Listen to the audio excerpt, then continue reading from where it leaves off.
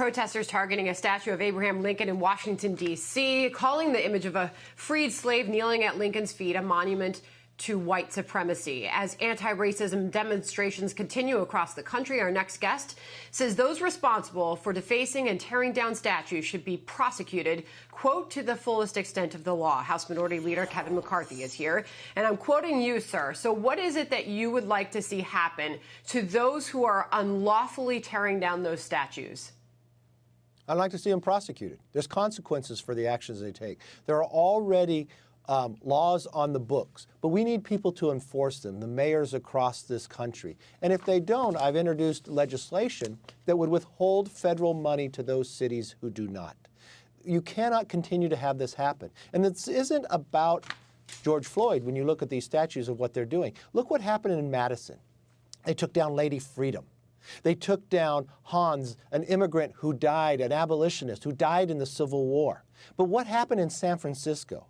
St. Sarah was taken down. Do you know in 2015, I prayed with Pope Francis, Nancy Pelosi, and Joe Biden in front of St. Sarah? But you know whose district that's in? Nancy Pelosi's, and she has not said a word. Joe Biden has not said a word. That's why the mob continues. That's lawlessness. We believe in the rule of law, and America has to stop this portion. You have a right to protest. Floyd has a right for justice. That's appalling what has happened to him.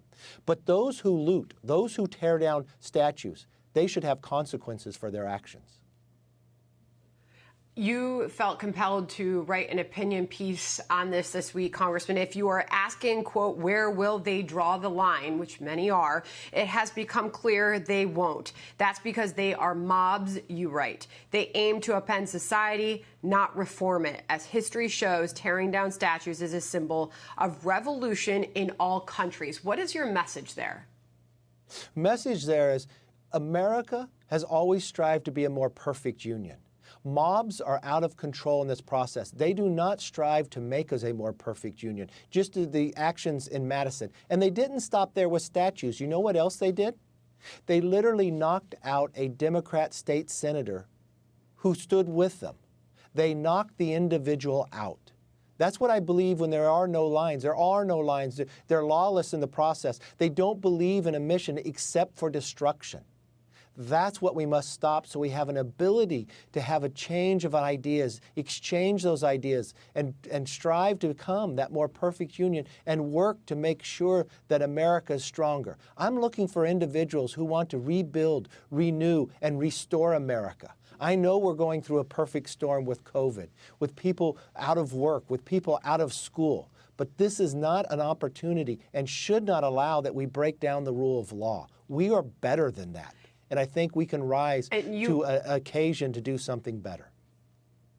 And you, of course, are taking on those who are calling to unlawfully tear down those statues without having a debate, a discussion, or a vote on it. There are protesters that are showing up at these monuments and statues in D.C. and other places who are having that discussion, and they are raising points like this. Here's one protester on the ground outside the Emancipation Monument. I'll get your reaction to this protester on the other side. Listen.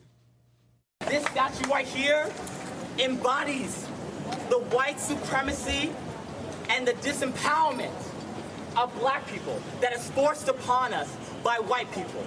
Yeah. Yeah. That is why we're tearing this statue down.